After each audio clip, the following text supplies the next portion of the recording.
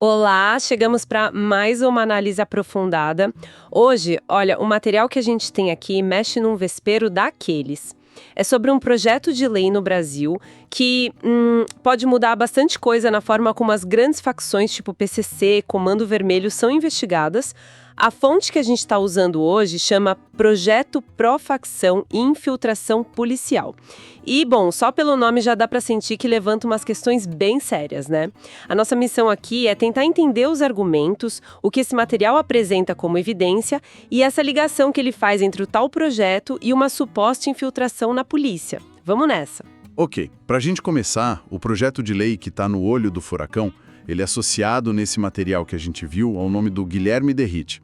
E a grande mudança que essa fonte aponta é qual? Parece que a ideia principal é concentrar a investigação dessas facções, o grosso do trabalho, na polícia civil de cada estado. É isso. É exatamente isso. E aí é onde a fonte já acende a primeira luz amarela, sabe?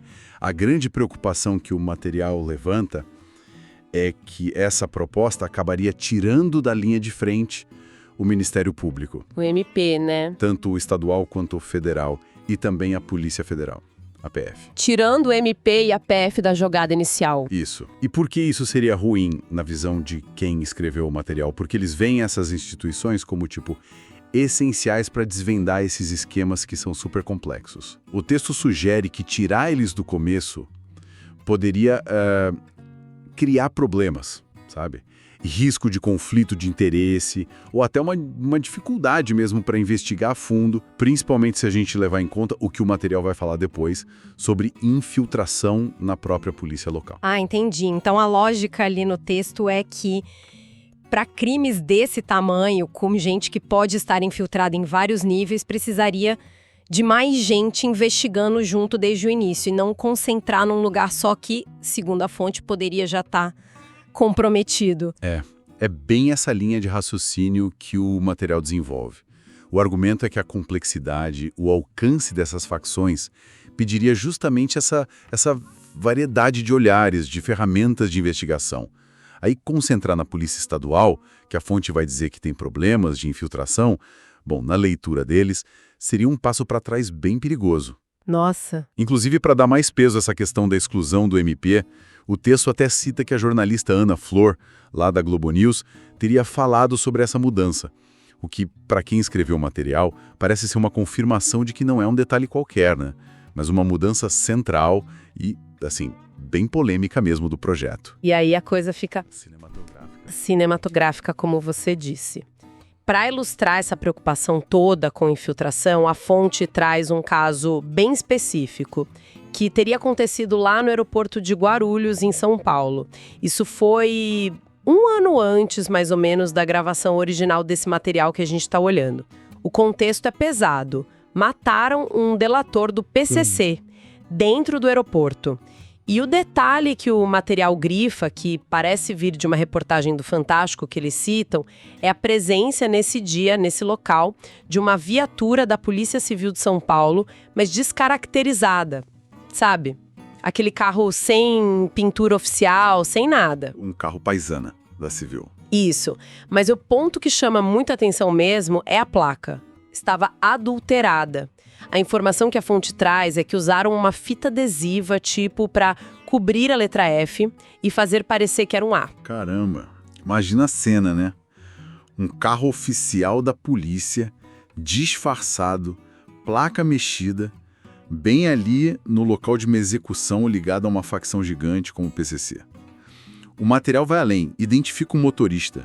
Diz que era um investigador da Polícia Civil, um tal do Alfredo Alexander Raspa da Silva. E as explicações que ele teria dado para a corregedoria, segundo o que a gente leu ali, só deixam a história mais cabeluda, né?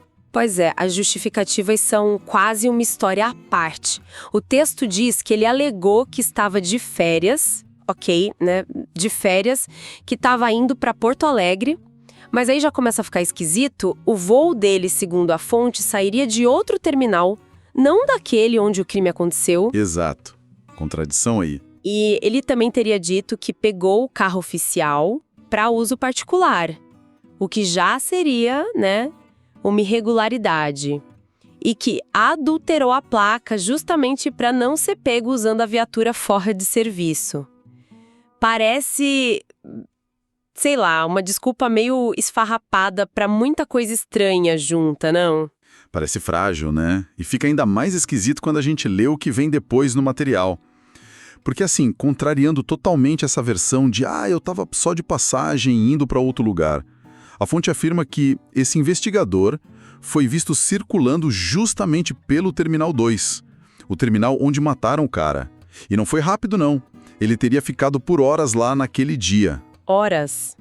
No terminal do crime. É o que a fonte diz. E o mais chocante, ele teria sido visto lá depois do assassinato ter acontecido, se aproximando da área que a polícia já tinha isolado. E, segundo o relato da fonte, ele estaria, pasme, tirando fotos da cena do crime com o celular. Peraí, deixa eu ver se eu entendi o que a fonte está descrevendo. O investigador diz: tô de férias, vou para Porto Alegre, peguei o carro escondido, por isso mexi na placa. Mas, na verdade, ele passa horas no terminal onde ocorreu um assassinato ligado ao PCC, inclusive depois do crime, chegando perto e fotografando a cena isolada. É isso mesmo que o material relata? Exatamente essa sequência de eventos bizarra e cheia de contradições que o material apresenta. E é com base nisso tudo que a fonte constrói o argumento mais forte dela sobre a infiltração policial. A leitura que eles fazem é direta, não tem meias palavras. Esse policial estaria ali agindo como o olheiro do PCC, um informante dentro da polícia trabalhando para o crime. Nossa, um olheiro do PCC. É o que a fonte alega. O texto chega a usar uma expressão fortíssima, dizendo que a infiltração do PCC na Polícia Civil de São Paulo seria total. Esse episódio de Guarulhos é apresentado ali como a prova, sabe?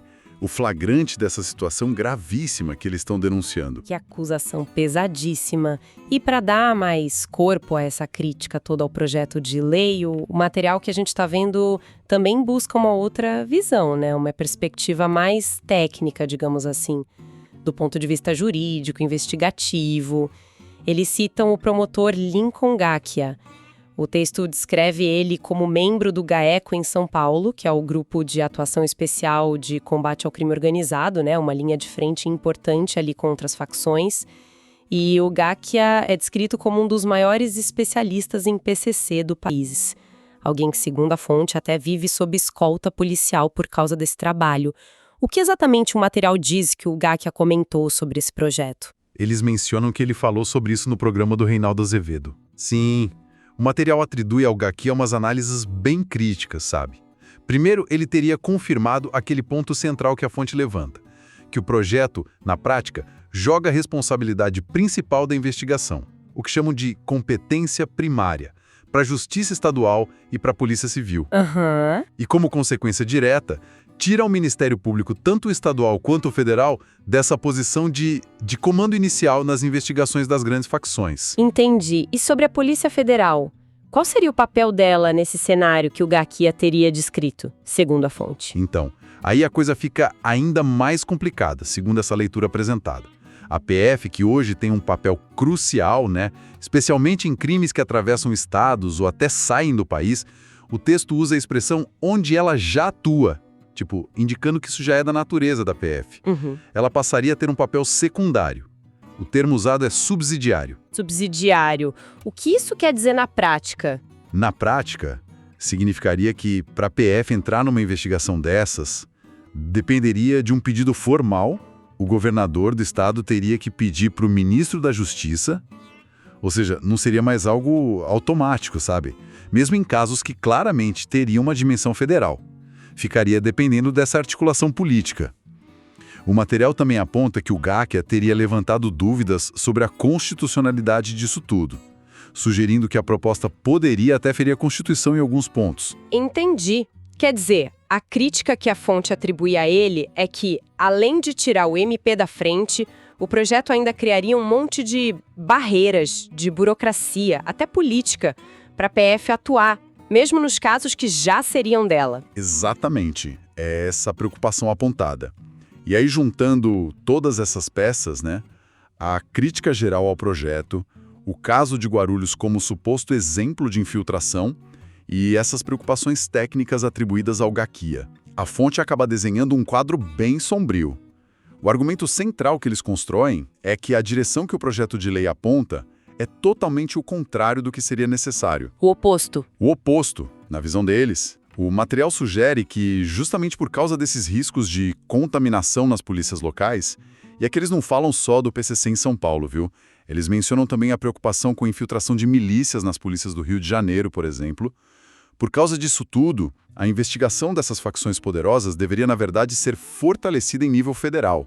A ideia que a fonte defende ali é que órgãos como a Polícia Federal teriam menos contaminação, seriam mais isolados dessas pressões e infiltrações locais. Faz sentido o argumento deles, nesse ponto. Portanto, fazer o contrário, que seria centralizar na Polícia Estadual, como o projeto quer, isso seria um erro estratégico gravíssimo na visão dessa fonte. Fica bem claro, então, que a posição de quem produziu esse material é muito, muito dura. Eles não economizam nas palavras, chegam a chamar o projeto não de PL antifacção, mas de PL pró-facção. É uma acusação fortíssima, né? Fortíssima. E a crítica não para no projeto em si, certo? Eles mencionam também o deputado Hugo Mota. Dizem que ele estaria se esforçando para pautar, para colocar esse projeto em votação na Câmara. O material chega a levantar suspeitas, né? Questiona abertamente quais seriam os interesses do Mota em aprovar uma lei assim, com essas características que eles consideram tão problemáticas. Então, no fim das contas, o que tudo isso significa para quem escreveu esse documento que a gente está analisando? Qual é a conclusão deles? Para eles, a conclusão é alarmante. O projeto é visto como uma manobra deliberada para enfraquecer o combate ao crime organizado no Brasil. A leitura é que, ao tirar poder do MP e da PF e, ao mesmo tempo, concentrar na Polícia Estadual que a própria fonte alega estar comprometida, o projeto estaria, na prática, entregando o controle das investigações para um ambiente que seria potencialmente mais favorável às próprias facções. É quase como se dissessem que estão dando a chave do galinheiro para a raposa, sabe? É essa a visão que está expressa ali. Nossa, é uma interpretação bem grave das possíveis consequências. Gravíssima. E as implicações que a fonte desenha a partir daí são enormes, né?